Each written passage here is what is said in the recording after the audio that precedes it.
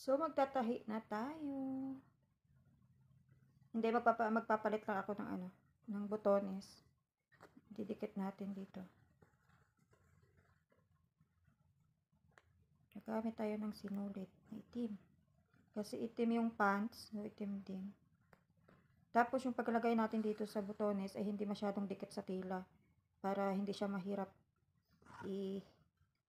ganyan. Patawag doon, mahirap talaga kapag hindi ka marunong managalog. Hindi siya mahirap ipasok dyan sa butas ng pantalon. Ganun. So, medyo iangat natin siya. So, ang technique dito, para mag-angat yung ating botones, wag nating sagarin yung pagkatahi. Pag naitahi na natin siya ng ilang ulit, balik natin dito siya. And, iikot-ikutin. Lagyan natin siya ng lock sa ilalim.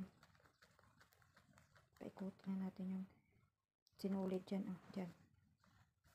Para mayroon siyang lock dyan. Okay? Para hindi siya lumapat mismo sa tela. Bago natin tahiin ulit. Balik natin sa taas.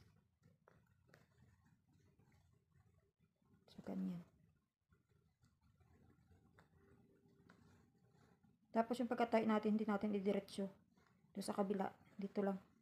Sa ilalim ng botones. Diyan na tayo magtahi. Pabalik-balik hanggang tumibay.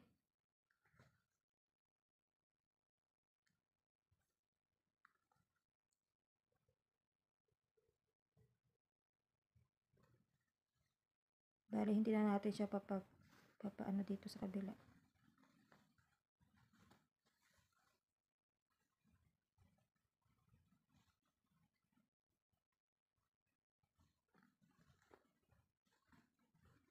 Gutom ng life. Tatapusin ko na lang to kasi bababa na ako.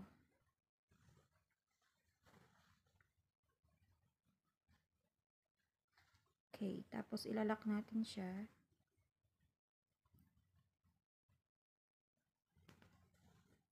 Okay, tapos na. So, nakaangat siya ganyan. Para pag ipinasok dito, madali lang.